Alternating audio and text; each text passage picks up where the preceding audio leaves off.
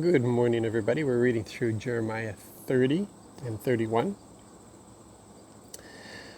I don't know if you notice the pattern that there is with the prophets that the Lord calls in the message that He gives to them. He has them pronounce the judgment. He lets the people know why this correction is coming, and it is a correction that He's bringing, and people are going to die. But it's a stern correction that has to come in. But it's a correction more than it is a punishment. And He's giving them a time out. He's removing them from the land. But He doesn't bring this in without the promise. He, it's just amazing. Just as He did in Isaiah, He does it in Jeremiah, where it's a horrible sounding thing. That city's going to be burnt down. People are going to die. That leadership is going to be destroyed. People will be in prison, and people will be led off into captivity. And He says, but you know what? I'm not removing myself from you. I will be with you, and I will bless you where you are, and I will bring you back.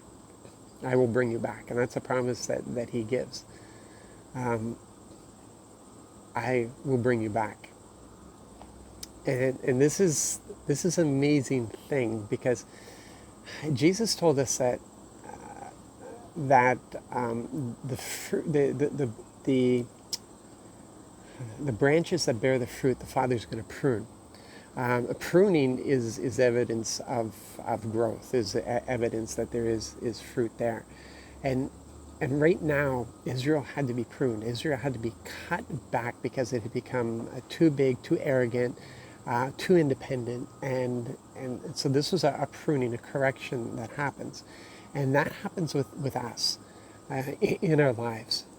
If you've done any gardening at all, you'll know that if a plant gets too big, it's not going to produce the fruit that it's supposed to produce. When I had an apple orchard, I had to spend a lot of time cutting off the uprights, because the uprights would never produce any fruit. And and I had to cut those back because they would sap all the energy of the tree, and the tree needed the energy to put into the production of the fruit.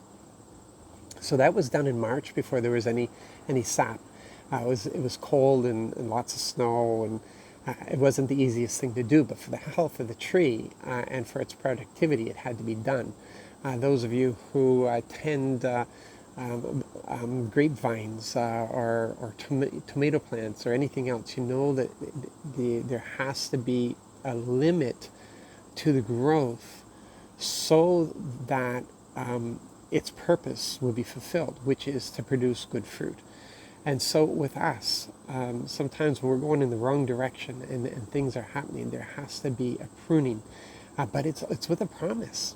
It's always with a promise. Anytime the Lord has to cut things back or reduce us or anything of the sort, it's always with a promise that this is for your benefit. I use everything for your good.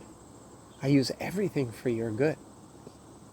That can be hard for us because we have to discern the difference between the enemy's attack and the enemy's discouragement when he wants to come in and steal, kill, and destroy, and compared to the Lord using things to prune us, to make us more productive in the kingdom. And that takes discernment, and that takes walking in the Spirit. That takes an intimacy with the Lord, and that's the place where we need to be. That's more important than anything else, because we'll never be able to see fruit produced through us if we don't have that intimacy with the Lord. Nothing happens without that intimacy, and that's where our focus needs to be, on that relationship above anything else. Is that intimacy with the Lord. That's what we have to chase after. That's what we have to press into. That's what we have to rest in, is that intimacy. Sometimes we are so busy doing things that we cut ourselves off from the root because we don't understand that our whole purpose is the intimacy. The work is just the overflow from that intimacy. So important. So I'm going to leave that with you. Just remember that no matter what you're going through, there's purpose in it, and we may not understand it. We may never understand it, and we may get to understand it at some point. But just think back to the number of things that you've gone through, how stronger you became, and what came out of that. You guys are awesome. You're just awesome, and I love walking this journey with you. Thank you so much. You guys be blessed. Love you.